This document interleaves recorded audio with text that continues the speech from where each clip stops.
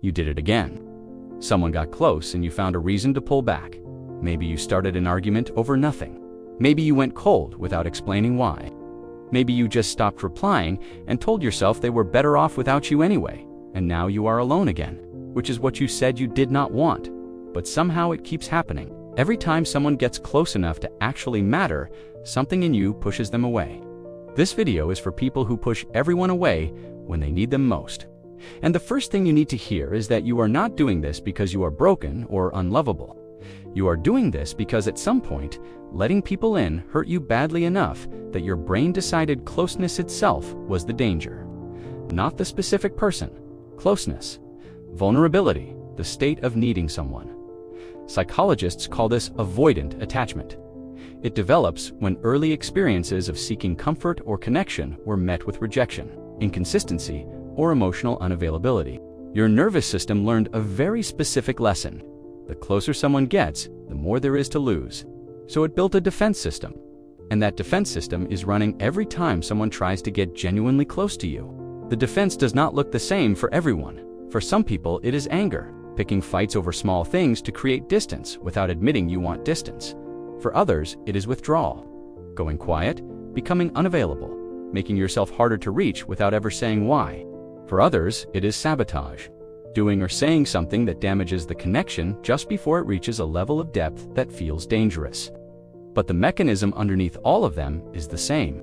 Get close enough to trigger the threat response, and the system activates to create distance. And the cruel part is that it works. The person pulls back, the closeness decreases, and for a brief moment, the anxiety reduces. Your nervous system registers this as confirmation that the defense was correct.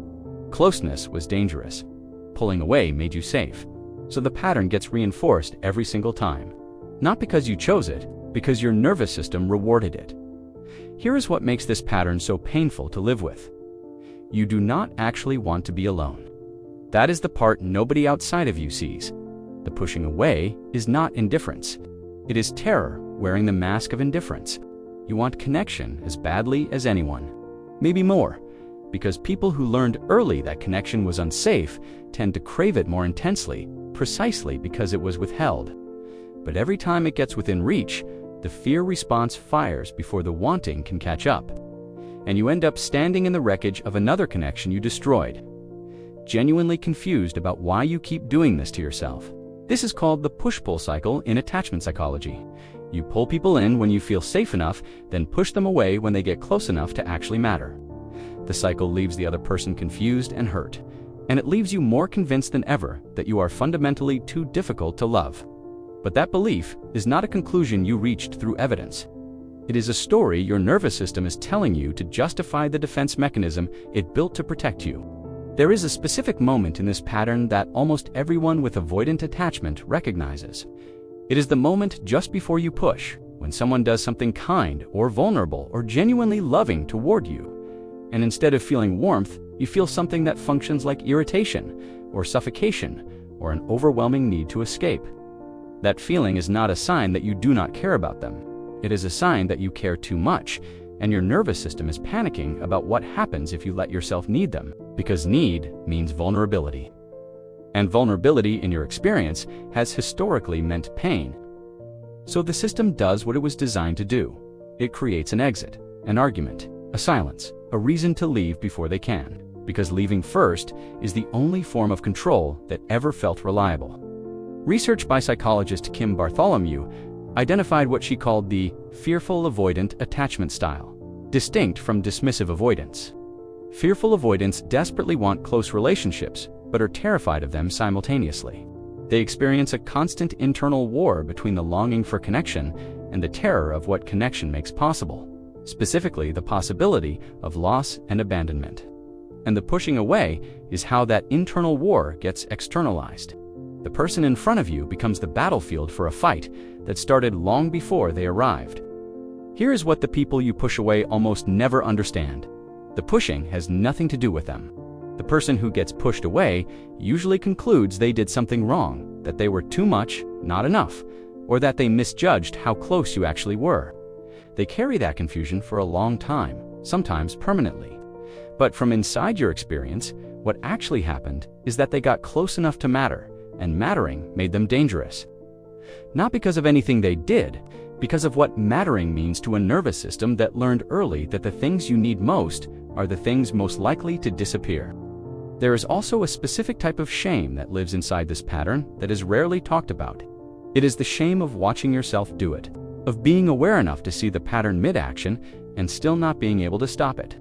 You can be completely conscious that you are creating a fight too, manufacture distance, and still not be able to choose differently in that moment, because the nervous system response is faster than the conscious mind.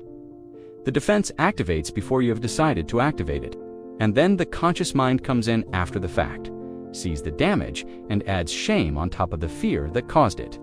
That shame is part of why the pattern persists, because shame makes people hide, and hiding deepens isolation. And isolation makes the next attempt at connection feel even more high stakes. The cycle feeds itself through the shame just as much as through the fear. So what actually begins to interrupt this pattern, because willpower alone does not work? You cannot think your way out of a nervous system response. The first thing is understanding the difference between a feeling and a fact. When closeness triggers that suffocation feeling, that feeling is real. But what it is telling you, that this person is dangerous, that you need to escape, is not necessarily true. The feeling is old data from a time when closeness actually was followed by pain. It is your nervous system replaying history, not reading the present accurately. The second thing is learning to name what is happening in the moment it happens, not to stop it, just to see it. I am feeling the urge to push. This is the pattern starting. I am scared, not angry. That naming creates the same small gap we talked about in the overthinking video, a sliver of space between the feeling and the action. And in that space, even occasionally, a different choice becomes possible. The third thing is the hardest and the most important. It is allowing one person to stay through one moment of fear without manufacturing an exit. Not forever, not complete vulnerability overnight. Just one moment of tolerating the terror of being close without creating a reason to destroy it. Because every time you do that, even once, you give your nervous system a new piece of evidence. Evidence that closeness does not always end in pain. That someone can know you are scared and not use it against you. That you can need someone and survive the needing. That evidence does not erase the old data overnight, but it begins to compete with it. And slowly, not all at once, the defense system gets a reason to stand down. You are not someone who pushes people away because you do not care. You are someone who pushes people away because caring has historically felt like the most dangerous thing you could do. That is not a character flaw, that is a scar. And scars mean something survived, including you.